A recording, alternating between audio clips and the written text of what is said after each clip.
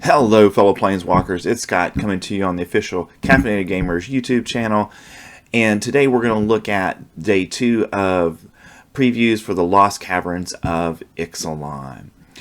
So before we get started, remember please to like and subscribe to get further content like this throughout the Lost Caverns of Ixalan's preview season and beyond. So let's get started with today's preview cards. So first we've got Preacher of the Schism. For 2 and a black mana you get a Vampire Cleric. It's a 2/4 with Death Touch.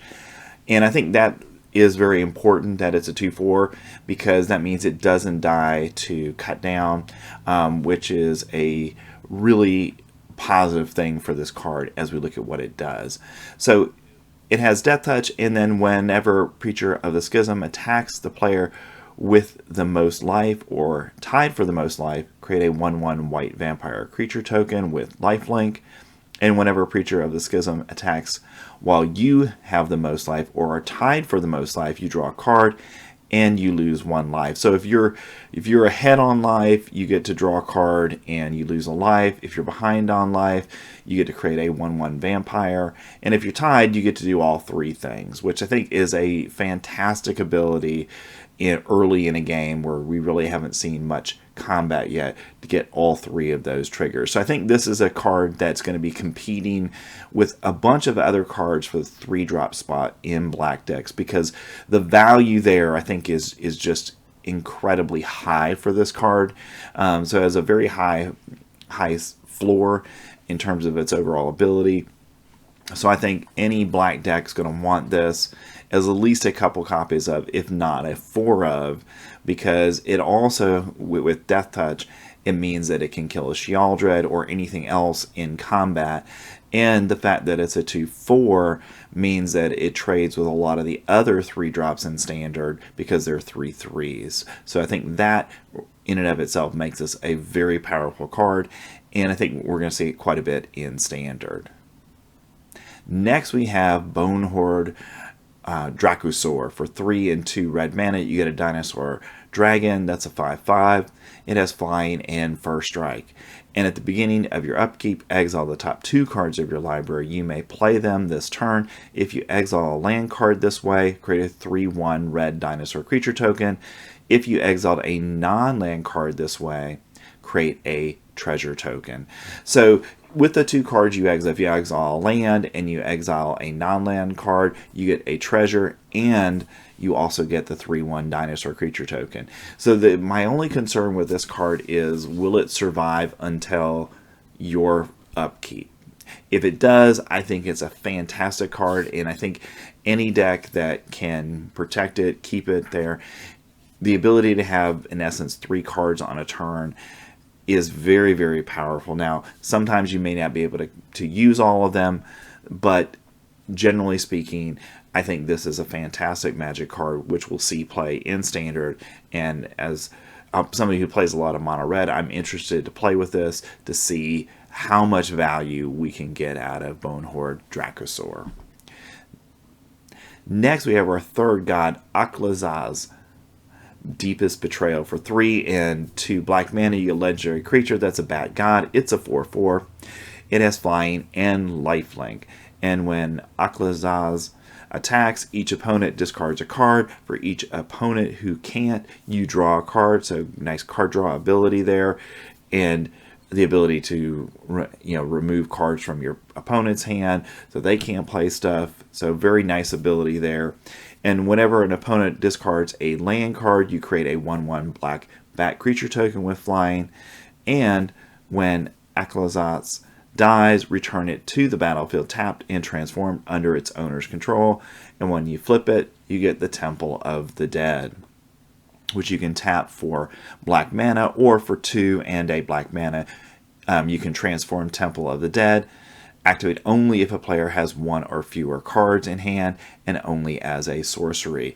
So to me, this is, of the 3 we've seen so far, I think this is the easiest to transform back into the creature, because already for you to get to the point where you're transforming Ixalan, your opponent probably is pretty short on cards anyways, because you've attacked with it. Hopefully you've made them discard some cards. You're in the mid to late game, so they don't naturally have a lot of cards, or at that point you may not have a lot of cards, and that's going to make this easy for you to transform on your turn back into its creature form.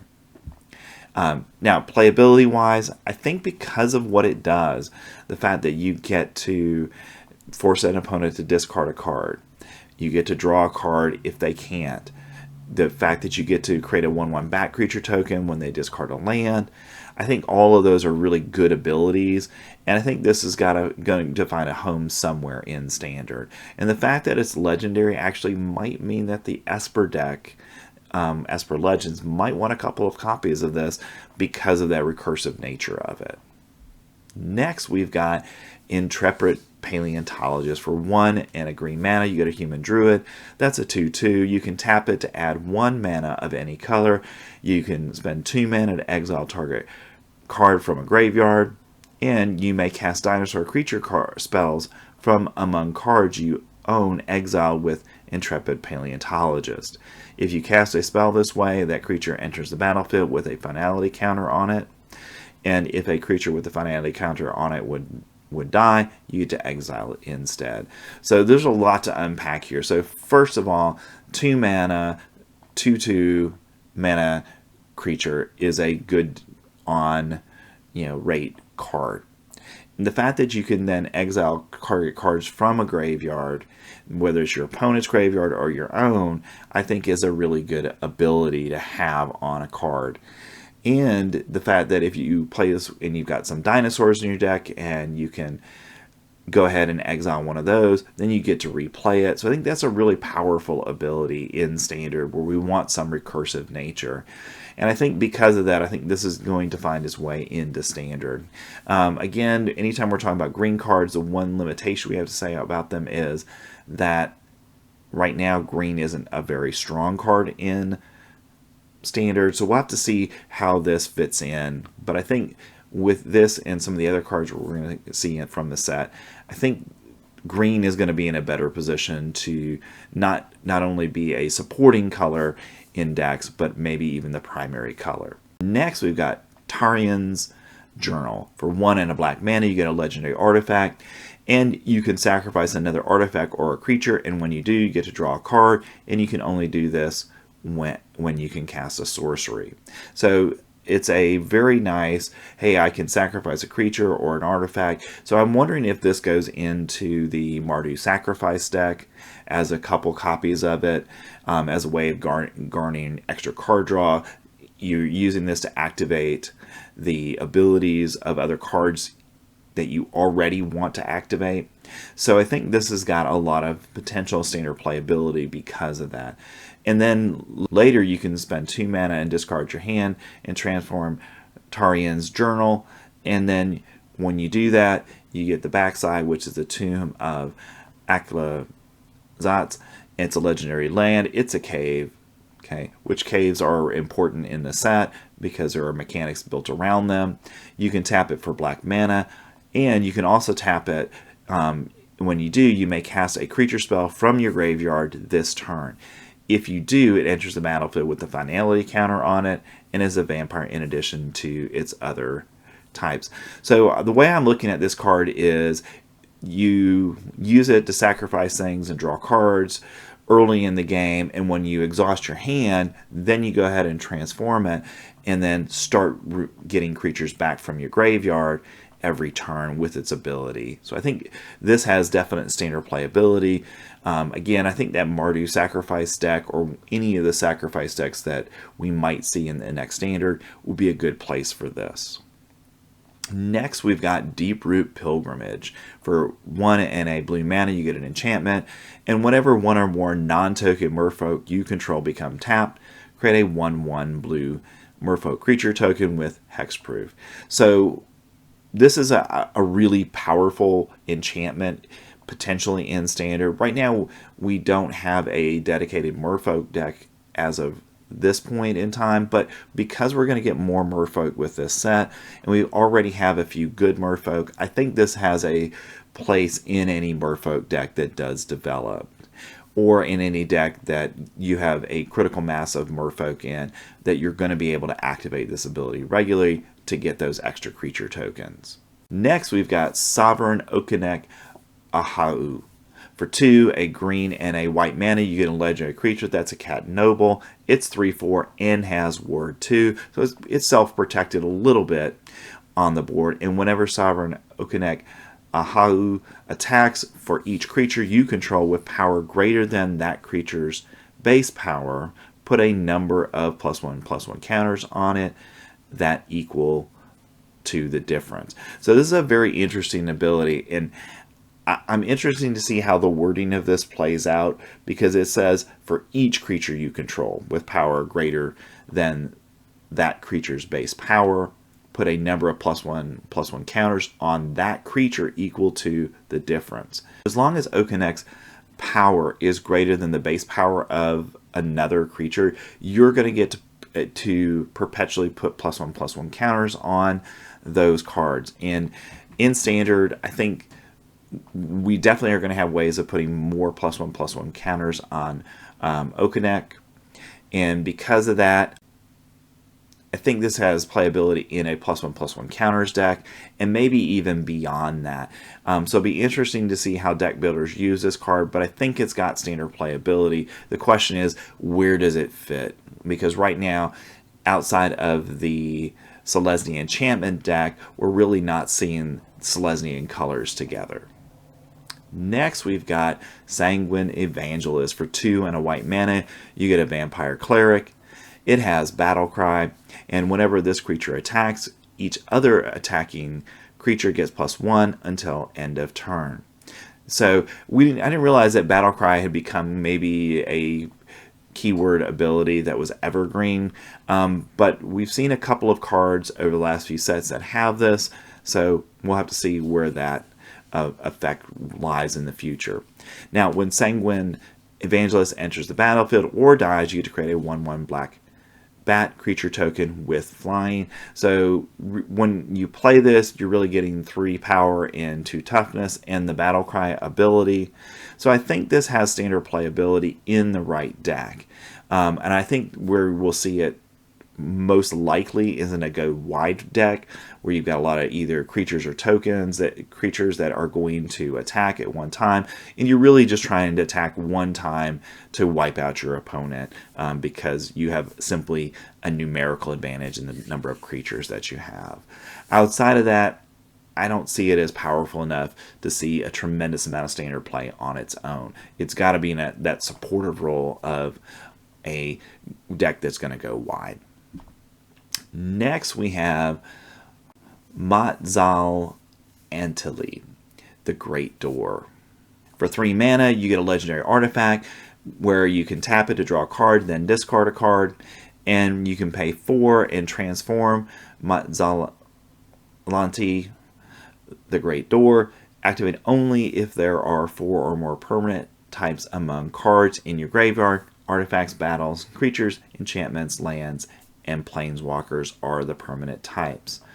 So this is an interesting card to me because, first of all, it's for 3 mana, it's a draw and discard every single turn. So filtering ability, this would work really well with Sheoldred because you're just drawing those cards, building your life, and you're filtering for cards that you really want.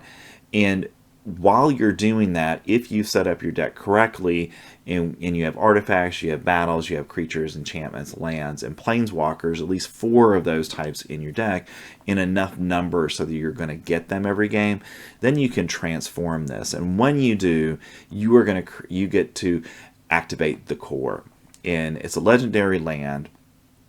It has Fathomless Descent, and you can tap it and you add X mana of any one color, where X is the number of permanent cards in your graveyard. And remember, permanents are going to count lands as well.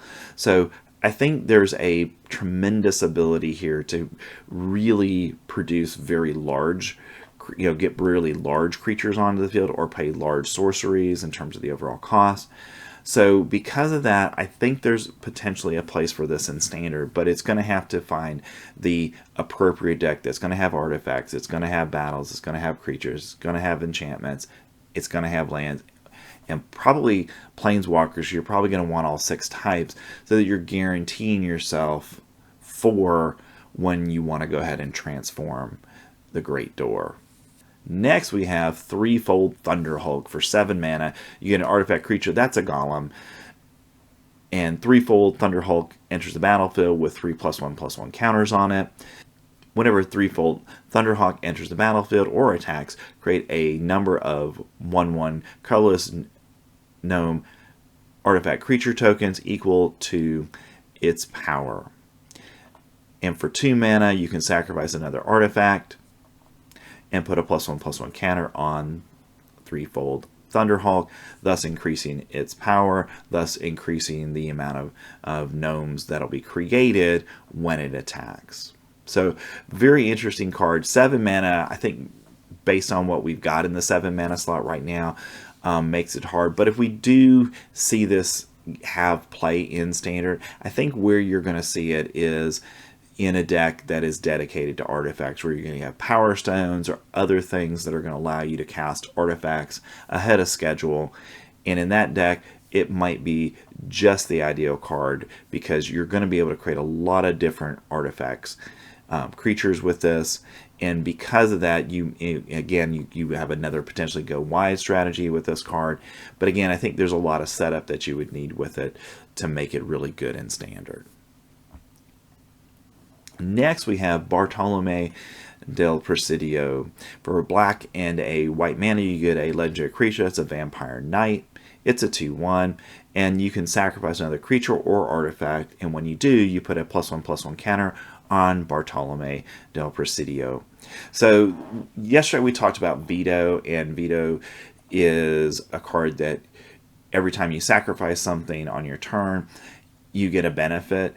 And Bartolome is the perfect sack outlet to go with Veto because it has no real requirement with it when you sacrifice something. It's just a creature or an artifact. He gets that +1/+1 counter, which helps him out to become a larger and larger threat on the board. And he also then activates all of Veto's abilities. So we might see an Orzhov sacrifice deck that centers around those 2 cards. We'll just kind of have to see where this takes us in standard. I don't think this is going to be necessarily part of a dedicated vampire deck, even though we do have white vampires we have a few of those from other sets. And with the vampires we're going to get with the Lost Caverns of Ixalan, we're probably going to at some point have a vampire deck form, but I don't know if it's going to be powerful enough to have relevance in standard, given the fact that we are at a point where we've got 2.5 years of standard sets that we've got access to. Next, we've got Poison Dart Frog for a colorless and a green mana. You get a frog that's a 1/1 with reach. So 2 mana for a 1/1 doesn't seem all that powerful, but he is also a mana dork. You can add 1 mana of any color, so that in and of itself makes it a little bit more valuable. But more importantly, because it has reach, you can block flying creatures with it, and for 2 mana you can give it Death Touch until the end of turn, which makes it a card that your opponent will probably want to target to try to get off the field before attacking with its creatures, because your opponent knows if you've got 2 mana up, you're probably going to give this Death Touch and kill whatever they have. So for a common, I think this may be the best common so far we've seen in the set. Next, we've got our last card of the day, which is Thrashing Brontodon. For 1 and 2 green mana, you get a dinosaur. That's a 3/4. And for 1 mana, you can sacrifice Thrashing Brontodon to destroy an artifact or an enchantment. Now, this is a card from the original Ixalan block, and we've seen it reprinted in a core set as well. So this is a card I expect to see play in standard, because that sacrifice ability for 3 and giving a 3/4 body onto the field is a really good rate for this, and we saw this main decked in green decks throughout its time in standard. All right, that's it for today. We looked at some interesting cards from day 2 of the Lost Caverns of Ixalan preview season. Remember to like and subscribe so you get further content like this. It helps us out in getting this out to other Magic players. And thanks for staying to the end of the video, and I will see you next time.